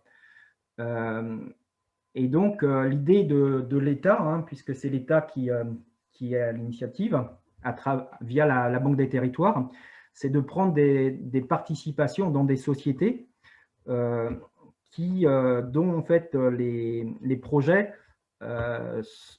sont des projets innovants et donc qui n'ont pas encore de modèle économique avéré. Et donc, ça permet de rassurer les banques privées, d'accorder des prêts. Et donc, ça facilite à partir du moment où il y a derrière la Banque des territoires, ça facilite l'obtention de prêts par les organismes bancaires classiques. Donc, voilà un petit peu le schéma.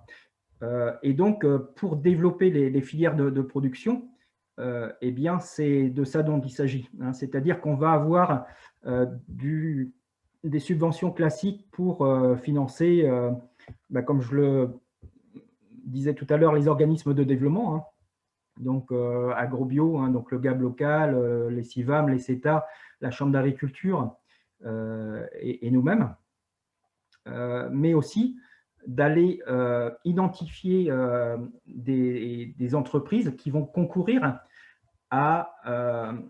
au développement en fait, du projet sur le territoire. Et donc, concrètement, ça va être des entreprises, je vais en citer une par exemple pour vous situer, hein, Valorex, qui est une entreprise qui transforme en fait des protéagineux pour l'alimentation humaine, animale, pardon, et aussi des légumineuses pour l'alimentation humaine. Et donc l'idée, c'est, comme j'en ai parlé tout à l'heure, de réduire les importations de soja en provenance d'Amérique du Sud et de produire les protéines végétales localement. Eh bien, l'idée, c'est que cette société-là, qui a un projet d'investissement de 5 millions d'euros, puisse être soutenue via la prise de participation, hein, au capital par la Banque des Territoires ou un intermédiaire financier que l'on a, qui est Gweneg, qui est une plateforme de financement participatif à l'échelle de la région Bretagne et qui permet de lever des fonds, du coup en complément de la Banque des Territoires, hein, donc des fonds privés provenant d'entreprises, mais aussi d'habitants du territoire. Et donc tout ça, ça permet de concourir au développement des filières de production, mais c'est aussi de rendre visible auprès des habitants et d'entraîner les habitants dans cette démarche-là, cette fois non pas en tant que consommateur, mais en tant qu'investisseur. Et d'avoir, on le dit qu'il faudrait qu'on soit propriétaire, hein, qu'on investisse en fait dans le développement de notre système de production d'énergie, hein, des éoliennes, etc. L'idée, c'est un petit peu la même chose pour dire c'est important qu'on investisse aussi dans notre système alimentaire, et en particulier notre système alimentaire local, pour soutenir des entreprises et les maintenir en fait sur notre territoire. Donc nous, on a un exemple très précis d'une société qui est leader pour les céréales du petit déjeuner en bio, qui avait été développée à l'origine par un agriculteur et qui, au moment de la céder, en fait, de partir en fait, tout simplement, n'a pas trouvé de repreneur. Et cette société, elle est rachetée maintenant elle a été rachetée par une autre société, Tribala, qui est encore un groupe familial, hein, une entreprise familiale. Mais demain, ça peut être repris par des groupes, et ces groupes, on sait le devenir, qui n'ont pas forcément de regard particulier par rapport au territoire. Et donc, il y a un enjeu très fort pour localiser les outils de production et de transformation sur les territoires. Donc voilà cette démarche. Alors ça, c'est un exemple.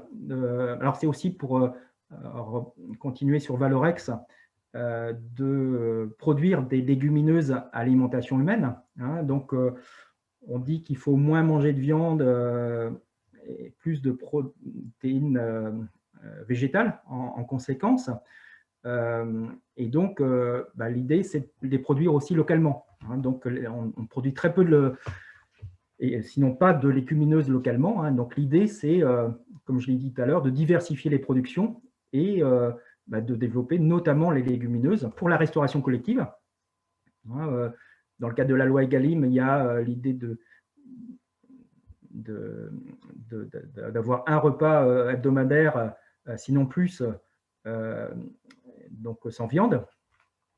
Donc voilà, mais c'est aussi des entreprises de transformation de légumes, par exemple, qui peuvent être accompagnées. Hein. Donc là, on a un exemple, mais aussi c'est de la transformation de légumineuses aussi pour faire du houmous, pour faire. Enfin voilà, on a identifié différents porteurs de projets qui s'inscrivent dans cette dynamique-là. Alors, avant de continuer sur ce schéma-là, je voudrais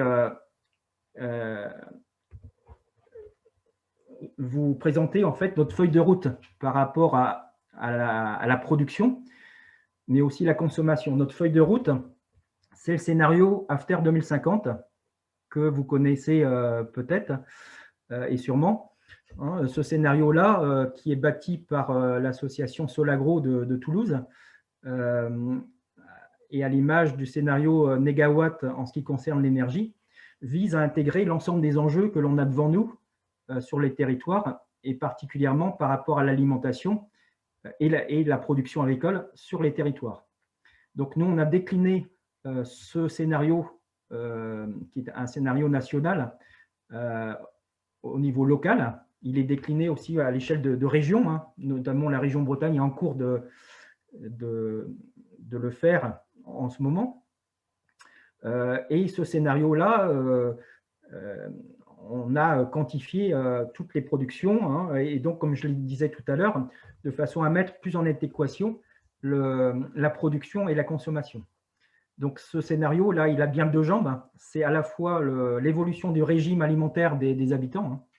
Donc si on en reste au régime alimentaire actuel moyen, eh bien, on ne va pas atteindre les objectifs en ce qui concerne la réduction des gaz à effet de serre, mais aussi les conséquences sur la santé, voilà, sur un certain nombre de choses.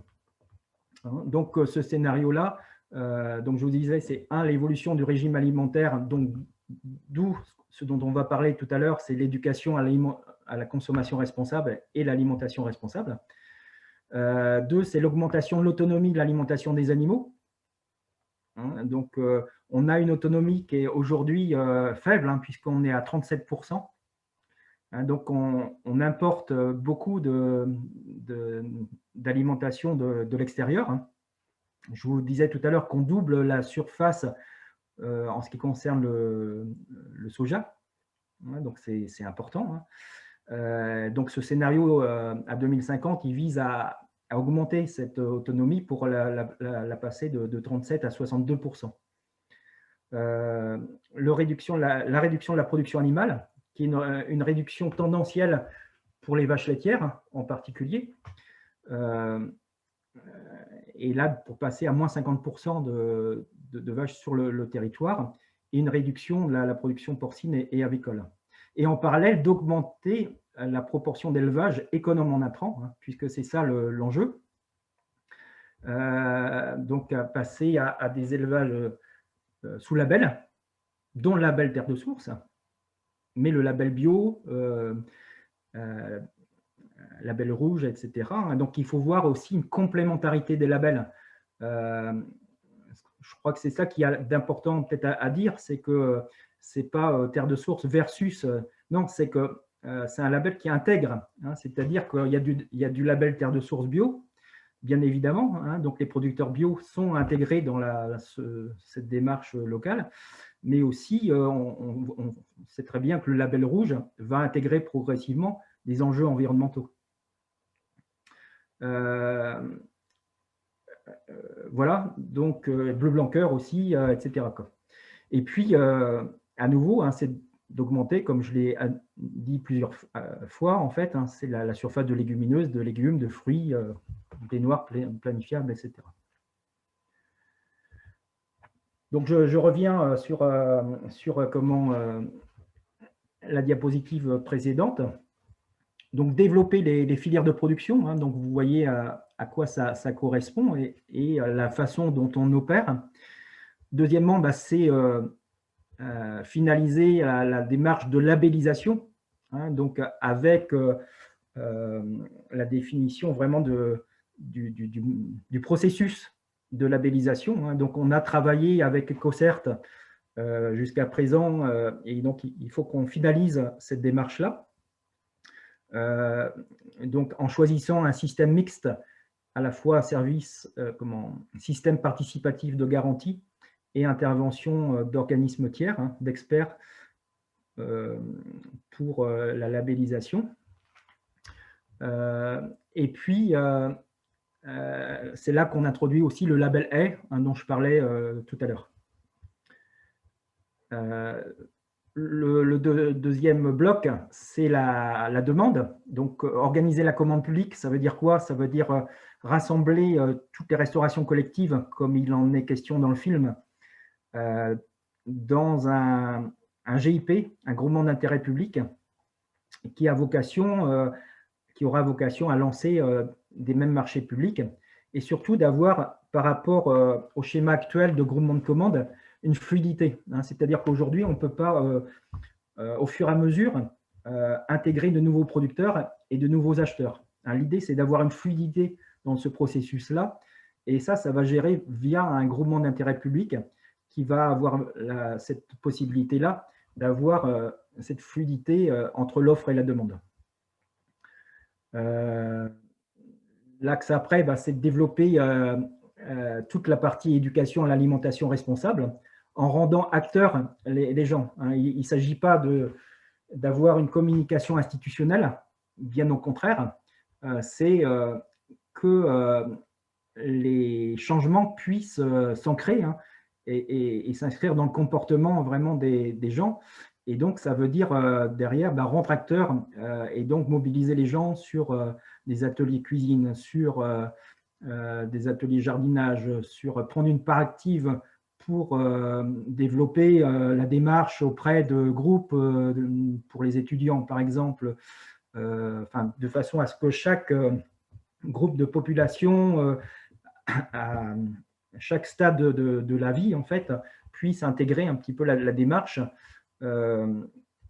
et le projet, et s'y investir activement aussi pour aussi le construire et l'améliorer.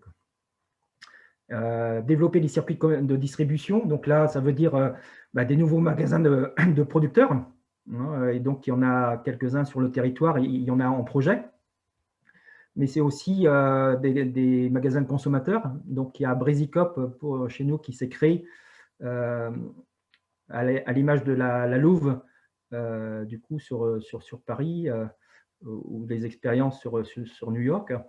Et il y a aussi des organisations qui existent sur ce modèle-là, un Scarabée Biocop, qui a été une coopérative de consommateurs qui a le projet de se transformer en cycle d'ailleurs, et qui a des gros projets de développement et qui pourrait aussi bénéficier justement du soutien à l'investissement de la Banque des territoires notamment.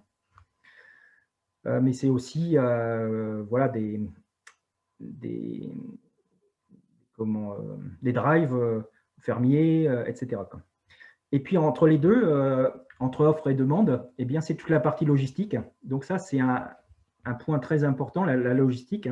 Comment acheminer en fait les denrées jusqu'au point de livraison des restaurations collectives, des restaurations commerciales et autres, des magasins. Et donc là, avec vraiment une étude logistique, une fois qu'on aura vraiment un développement des flux important, et puis une organisation adéquate. Et donc là, pour aller dans ce sens-là, il y a vraiment beaucoup d'initiatives qui sont prises par des startups et qui visent vraiment à rapprocher les producteurs d'acheteurs et de consommateurs, avec des initiatives très, très larges entre la STEF, la société frigorifique, mais aussi des startups type Promus, qui organisent via des conteneurs du coup le regroupement de produits locaux placés à des endroits stratégiques du territoire. Donc tout ça est en pleine évolution. Et donc là, c'est de s'appuyer sur ces initiatives aussi d'entreprises. Et puis, la création de la SIC, dont j'ai parlé à travers votre question, du coup, Marie, donc, et que je pourrais peut-être encore plus détailler si vous le souhaitez. Donc voilà la démarche. Et puis, avec une vision à 10 ans, puisque l'objectif, c'est d'être, dans le cadre de l'appel à projet, c'est d'être accompagné sur 10 ans. Donc avec des objectifs en matière de qualité des eaux, et puis des objectifs en termes de nombre d'agriculteurs concernés. Donc pour nous, c'est 25% des agriculteurs du territoire. Donc 750 parce qu'on a 2000 exploitants sur les bassins versants, plus 1000 sur le pays de Rennes. Notre territoire, ça on pourra en parler tout à l'heure, il va être appelé à évoluer parce qu'on a un territoire pilote, mais globalement, quand on le regarde, il est beaucoup à l'ouest et au nord-est de l'agglomération rennaise, et il n'est pas à l'est, il n'est pas au sud. Donc si on dessine un cercle concentrique autour de l'agglomération rennaise, dans la logique d'approvisionnement, voilà, l'idée c'est d'intégrer ces territoires-là et en même temps que de rencontrer une plus grande cohérence par rapport au développement des filières de production. Le croisement entre filières et territoires est très important pour embarquer un certain nombre d'acteurs économiques de poids sur le territoire. Et puis, toucher en même temps, en parallèle, 25% des habitants, hein, c'est-à-dire qu'à 10 ans, faire que finalement 25% de la population connaissent cette démarche, achètent les produits, etc. Donc, on pourra en discuter hein, sur ces objectifs. Ils se veulent réalistes, hein, parce qu'on sait qu'on ne va pas entraîner 80% des agriculteurs. Hein, ça, par contre, l'idée, c'est de faire bouger les lignes. Donc, c'est un peu ça l'objectif. Et avec l'objectif de continuer au-delà des 10 ans, hein, avec une vitesse plus importante, sûrement.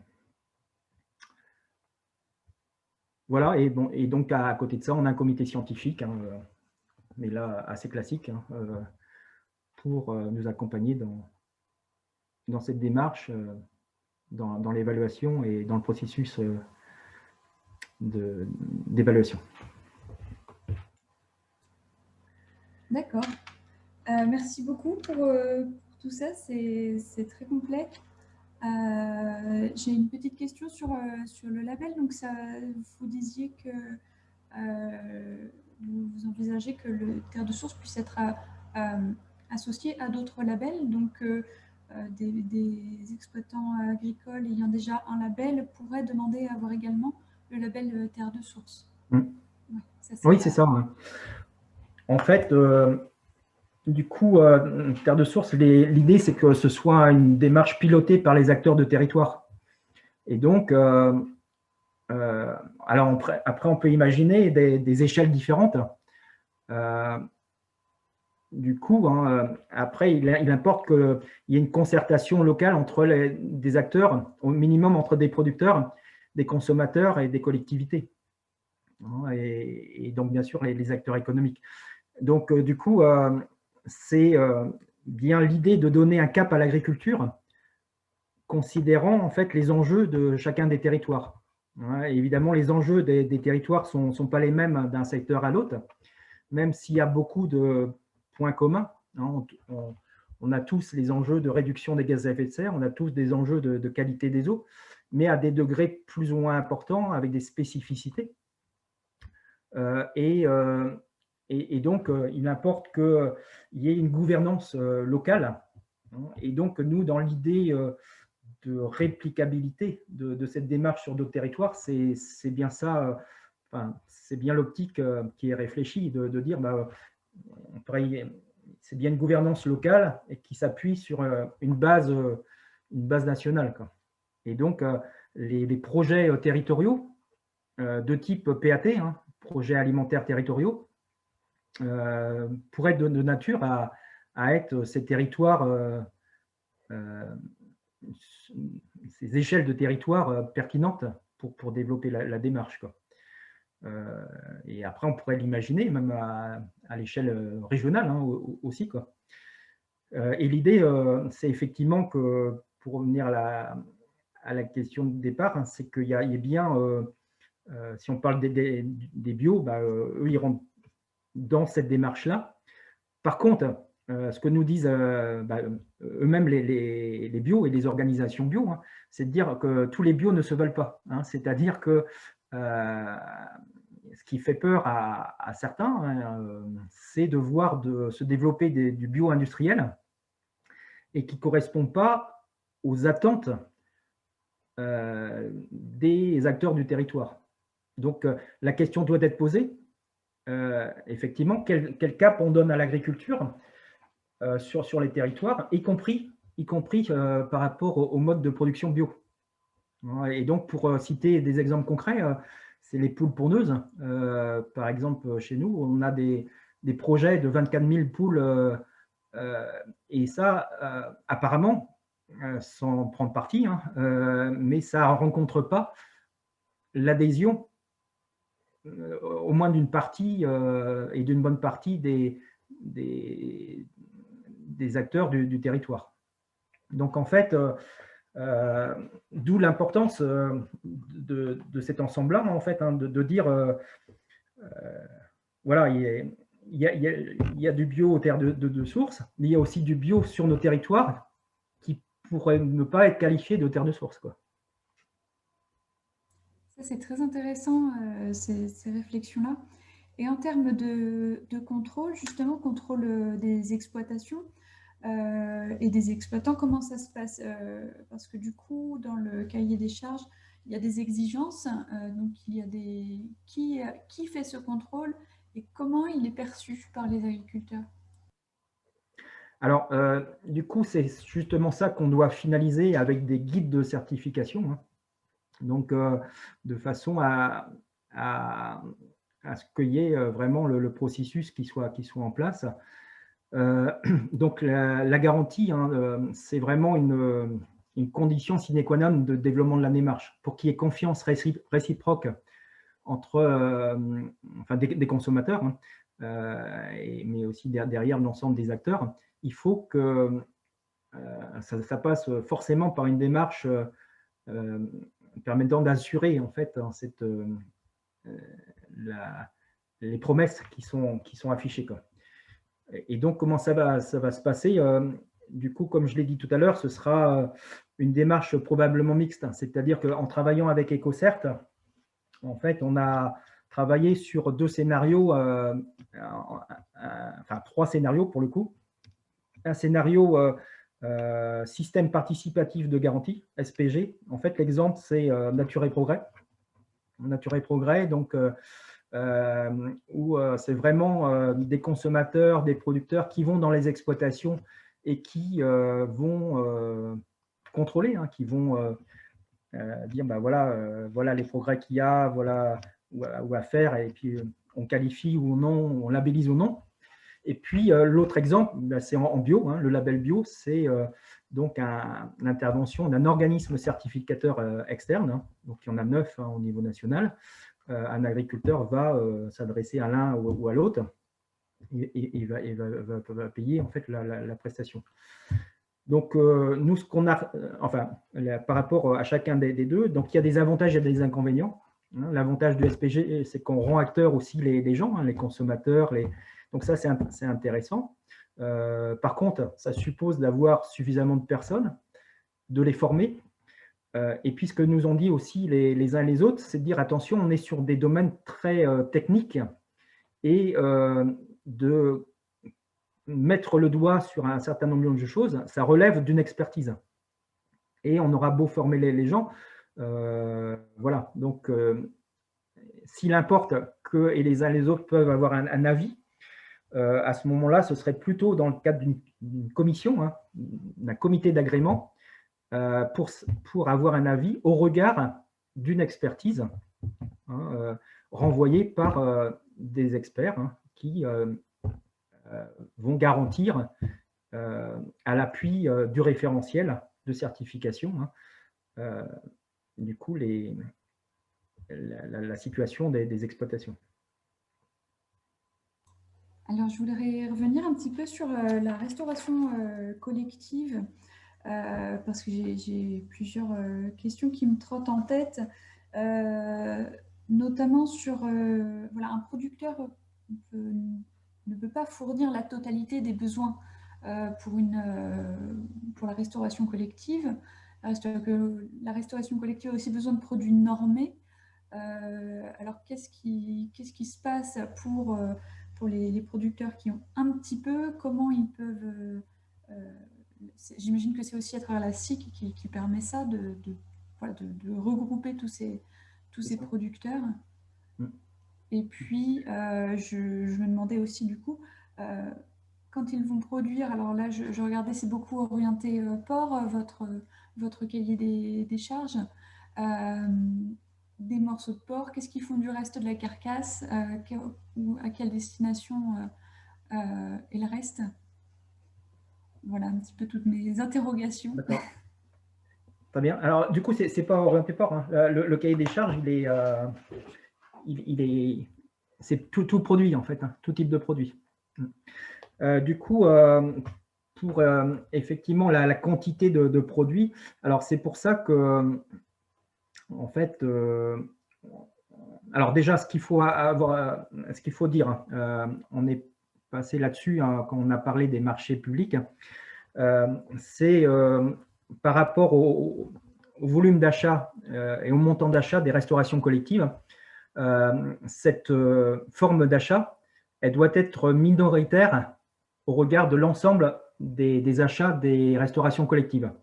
Pourquoi? Parce que comme ce sont des marchés de prestations de services et pas de fournitures, faire transiter 100% des achats de denrées alimentaires par ce mode d'achat serait contradictoire.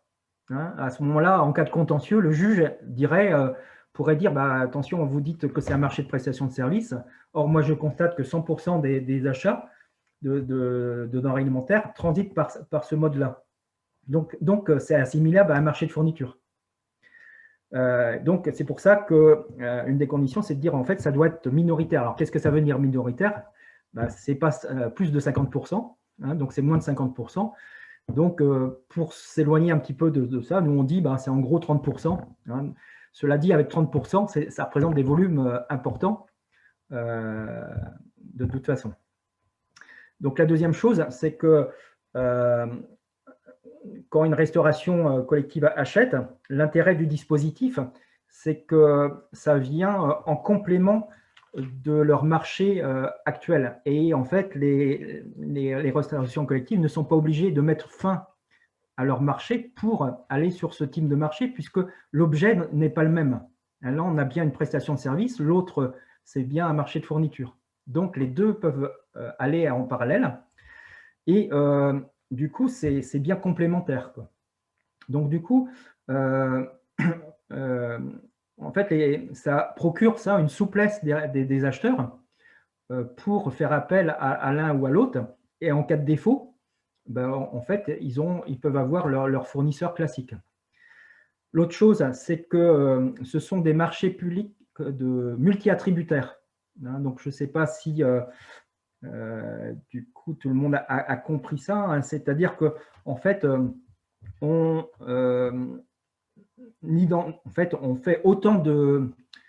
a autant d'attributaires qu'on identifie de prestataires, enfin de prestataires potentiels identifiés dans le cadre du sourcing. Hein, c'est-à-dire qu'avant de lancer dans le marché, comme tout acheteur doit le faire maintenant depuis l'évolution du code de la commande publique, il doit exercer un sourcing, hein, c'est-à-dire identifier les offreurs potentiels. Et donc, du coup, on identifie le nombre d'exploitations qui vont être en capacité de fournir, hein, donc qui ont les produits et qui acceptent de faire évoluer leur système de production. Et on va organiser le marché en conséquence, c'est-à-dire qu'on va attribuer autant d'attributaires que l'on aura identifié d'exploitation ou de groupes d'exploitation, hein, de groupements d'exploitation pour y répondre. Et tout en laissant la place à des gens qu'on n'aurait pas identifiés, bien entendu.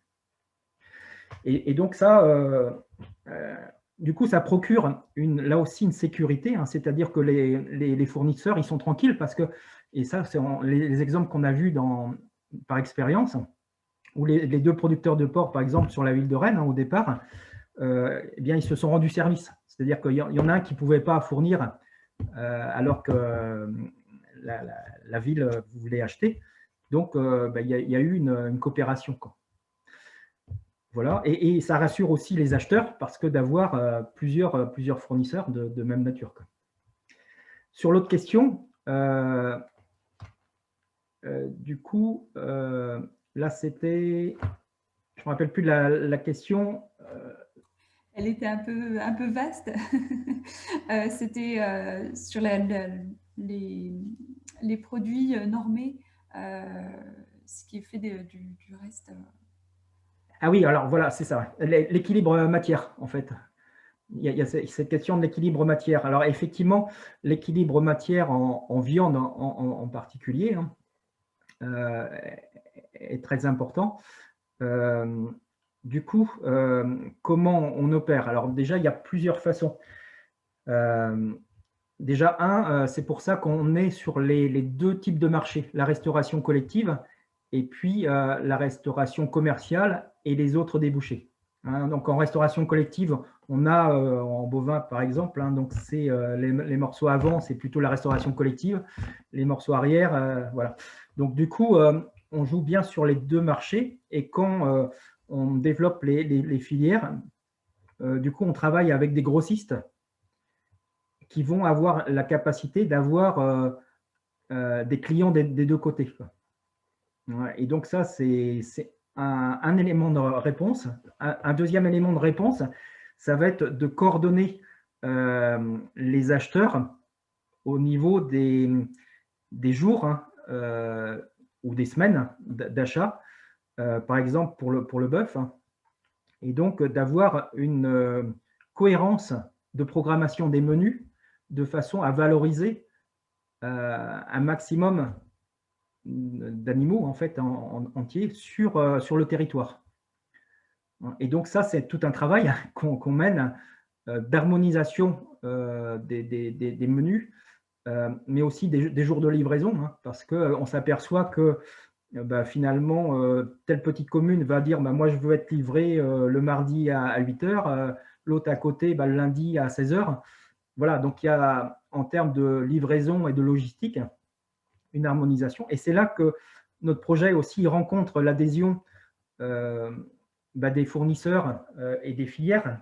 Je parlais tout à l'heure de BVB, Bretagne Viande Bio, qui est un opérateur en viande bio et qui voit dans notre initiative bien ce qu'ils attendaient, hein, aussi, hein, en termes d'organisation sur un territoire pour les livraisons, en particulier au niveau des restaurations collectives.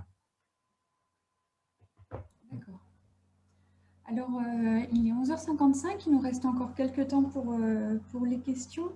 J'ai mis en lien dans la discussion un petit questionnaire de satisfaction sur le webinaire, donc si vous pouvez prendre quelques minutes à la fin du webinaire pour le remplir.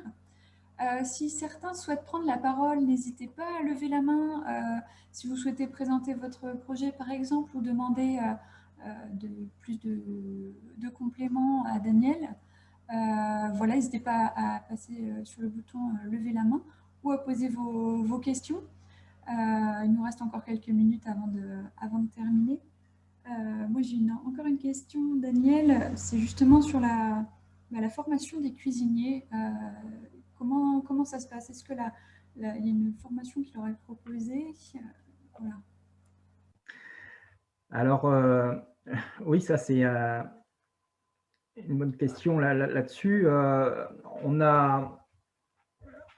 Il faut sans doute qu'on aille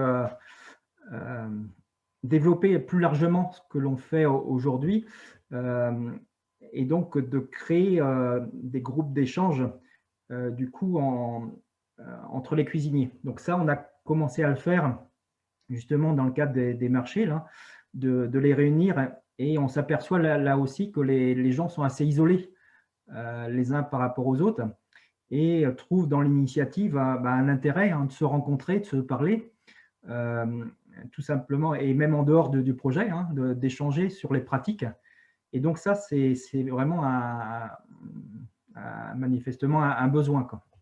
Et donc, du coup, ça c'est un premier point, c'est on va dire l'auto-formation dans le cadre de groupes de travail. Et puis, en complément, là, effectivement, l'intérêt de former et de former à l'utilisation de produits locaux, de produits bio, de produits… et donc, il y a des initiatives de formation que suivent les cuisiniers du territoire, mais qu'il faut sans doute coordonner. Donc, on a aussi des cuisiniers là, qui font partie d'initiatives, hein, notamment l'association Les Pieds dans le Plat, et Jean-Jacques Guerrier en particulier là, de Bru, qui est très actif dans l'association et qui vient aussi apporter sa contribution pour aller former aussi ses collègues aussi sur le territoire. Donc, disons que vous avez raison, là, il faut sans doute aller plus loin et puis développer aussi cette dynamique-là davantage sur le territoire, sachant que quand on parle de transition, hein, c'est bien l'ensemble des métiers qui doivent être appelés à évoluer, et le métier des cuisiniers voilà, en fait partie. Hein. Et ça, voilà, ça va être déterminant effectivement pour l'ensemble du projet que d'aller dans ce sens-là. On a une question de Delphine Andrieux. Comment avez-vous adapté les outils de transformation en cuisine pour préparer les légumes bruts? Alors, les légumes bruts, oui, il faut une légumerie, donc toutes les restaurations collectives n'en ont pas.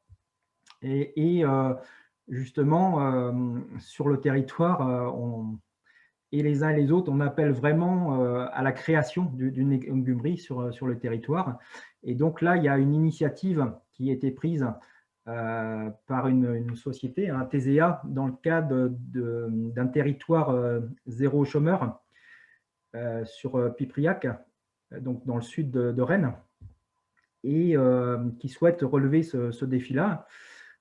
Et donc, il y a le projet de création, et donc ça fait partie des sociétés là, qui pourraient être soutenues d'un point de vue investissement. Donc, le conseil départemental, en lien avec les collèges, appelle aussi de ses voeux et donc soutient cette initiative-là. Hein, et donc, il y a les collectivités là se mobilisent, et donc cette société là fait partie de l'ensemble du projet, hein, de façon à valoriser les légumes provenant des producteurs situés sur le territoire terre de source. D'accord, merci. Il est midi, je vous propose qu'on s'arrête là, à moins qu'il y ait quelqu'un qui souhaite prendre la parole, présenter un petit peu son projet ou faire apporter quelques compléments. Je tiens à vraiment remercier Daniel pour votre présence, cette présentation.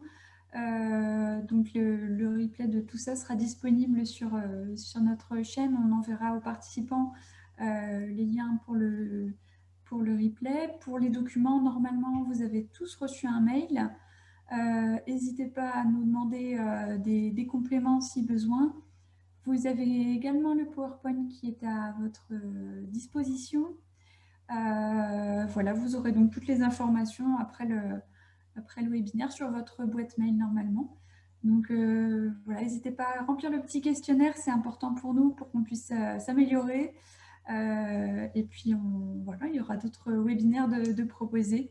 Donc merci beaucoup Daniel, et merci beaucoup à tous les participants. Voilà. Merci à vous. Merci de votre accueil, et puis merci de vos questions qui nous permettent aussi à chaque fois, c'est ce que je dis, hein, chaque présentation nous permet d'enrichir aussi des réflexions et des remarques des uns des autres. Voilà. C'est vrai, c'est comme ça qu'on progresse. Merci à tous, et puis passez une très bonne journée.